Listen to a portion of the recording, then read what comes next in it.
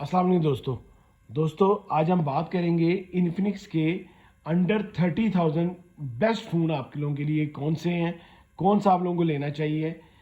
अभी मैंने 3 फ़ोन आप लोगों के लिए चूज़ किए हैं। सबसे पहले है स्मार्ट 8, फिर है स्मार्ट 8 प्रो है, फिर हॉट 40 आई है। जो स्मार्ट 8 है ये 464 में अवेलेबल है और ये 22,000 में आप लोगों के लिए अवेलेबल है। नेक्स्ट फ़ोन है जी स्मार्ट 8 प्रो, ये 4128 में है, 4 GB रैम, 128 GB रोम, और ये आप लोगों के लिए 25,000 में 4 GB 128 GB अवेलेबल है।